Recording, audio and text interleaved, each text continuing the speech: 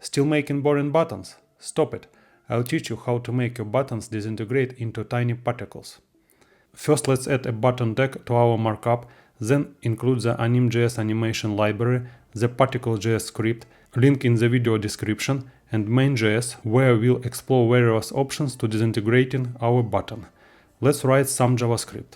First, I'll locate the button on the page, then I'll create a particles object, passing the button as the first parameter. You can pass either the element itself or a CSS selector. Now let's trigger the disintegration of our button. I'll do this by adding a click event to the button and calling the disintegrate function on the particles object. I'll add a bit of styling for the elements that will wrap around the button to create the magic of destruction. We'll discuss these styles in more detail later. And that's it. Clicking the button turns it into dust. That's easy and simple.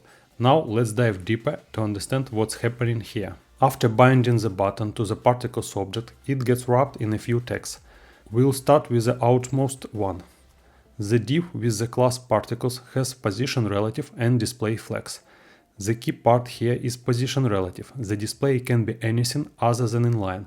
This ensures that the canvas element, which is hidden by default, can appear with the position absolute and the perfect centered over the button. Next, the button is wrapped in another element with the class particleswrapper, which is relatively positioned, has clipping, and informs the browser that it will be transformed. The button itself gets an additional class, particlesButton, on top of its existing styles to indicate that it will be transformed. Now let's pass the settings object as the second parameter with an animation duration of 40 seconds. 40? Seriously? Yes, so you can see what's happening. Clicking the button reveals the canvas element, which grows much larger than its initial size. The wrapper block starts moving to the right using a transform along the x-axis.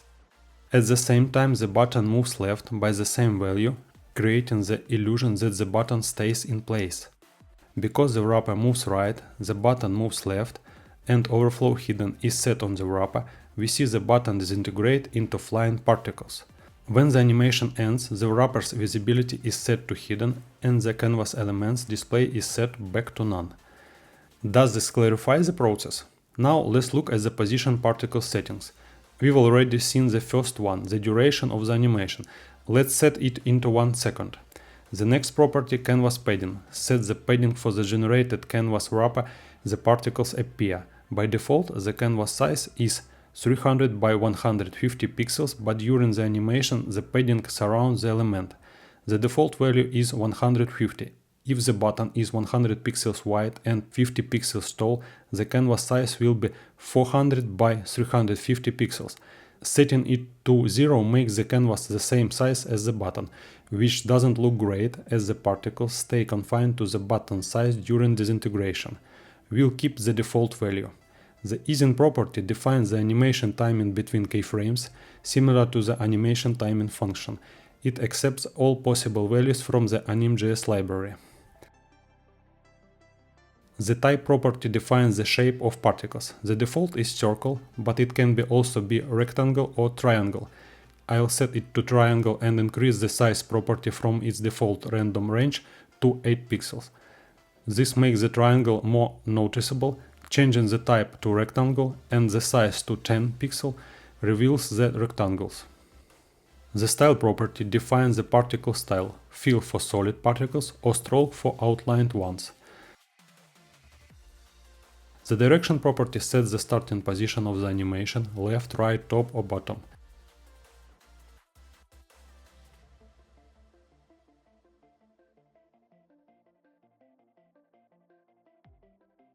The speed property defines how many pixels a particle moves per frame. It can be a fixed value or a random function. The default random range is -2 to 2. Setting it to 5 makes the particles move much further, while -5 moves them in the opposite direction. Near zero values like 0.1 keep the particles close to the button.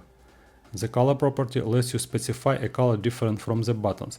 You can use color names like orange or formats like RGBA for semi-transparent white.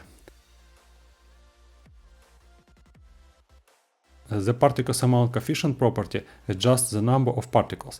The default value is 3, setting it to 0 eliminates particles, while higher values, like 10, produce more particles, but avoid very high values to prevent browser lag. The oscillation coefficient defines particles oscillation. Increasing the animation duration to 5 seconds shows the particles moving chaotically. Setting it to 0 stops the oscillation, while 80 creates a swarm effect. There are two methods: begin, called at the start of the animation, and complete, called at the end. Now I'll add a button to reverse the effect and resemble the original button. This reverse button will initially be hidden at the top right corner. Using the complete method, I'll check if the main button is hidden and show the reverse button.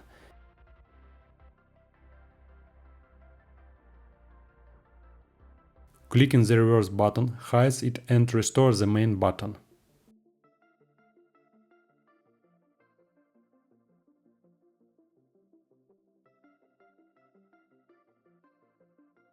And that's how it works.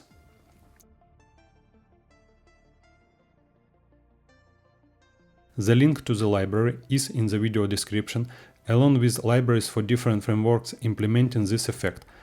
One last question: can this only be applied to buttons? I'll add an image and try to disintegrate it. This requires some changes. Locate the image. Update the particles object to target the image instead of the button. Add a begin method to hide the main button. Add a complete method to show the main button when the image is visible. Let's see how it works.